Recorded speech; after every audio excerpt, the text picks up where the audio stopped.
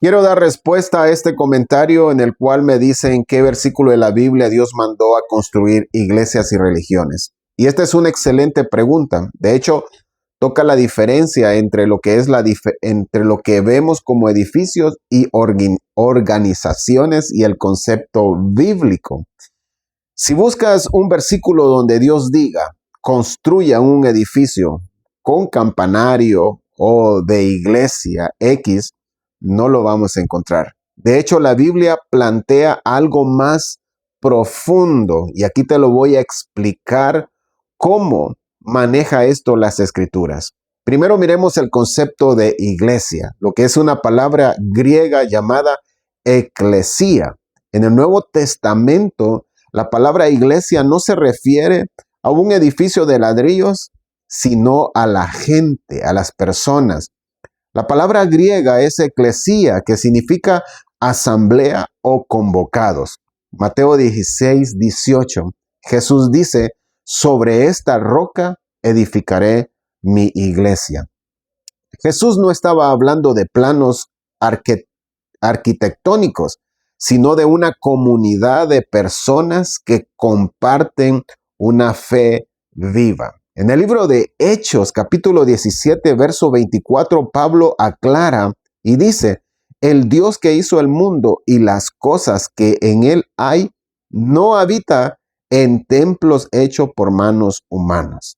Entonces, ¿mandó Dios a construir lugares de reunión o iglesias? ¿O nos dio este mandato de construir religiones o iglesias?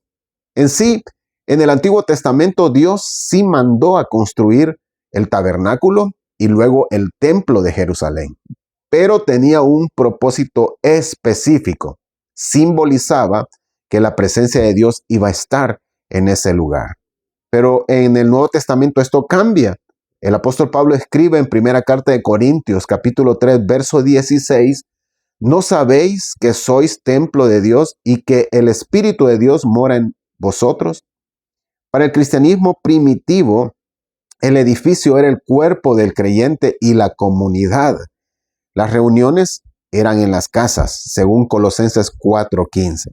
Entonces, ¿de dónde vienen las religiones? Bien, la palabra religión aparece muy poco en la Biblia y cuando aparece, no se refiere a una estructura jerárquica o denominaciones como conocemos hoy, Iglesia Católica o Evangélica, etc. No, sino a una forma de vida. De hecho, Santiago 1:27 nos dice que la religión pura y sin mácula delante de Dios el Padre es esta, que visitemos a los huérfanos, que demos asistencia a las viudas y que nos guardemos sin mancha en este mundo.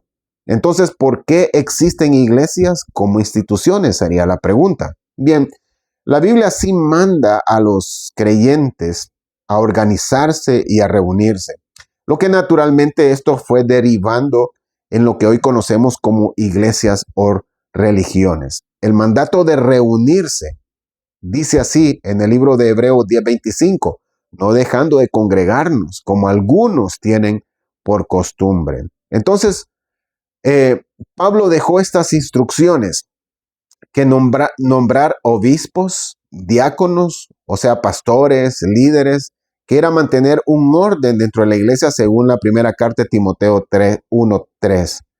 La misión no ha cambiado, ir por todo el mundo y predicar el evangelio, que fue lo que nuestro Señor Jesucristo nos lo encomendó. Pero para cumplir esto a una gran escala, los humanos tuvieron que crear organizaciones, reunirse. Por lo tanto, Dios no nos mandó a construir religiones, ni etiquetas, ni iglesias, ni edificios, pero sí mandó a los seres humanos a que seamos el cuerpo de Cristo y que nos unamos en una sola organización o vida espiritual, que seamos esas personas, que seamos luz y que seamos sal en la tierra.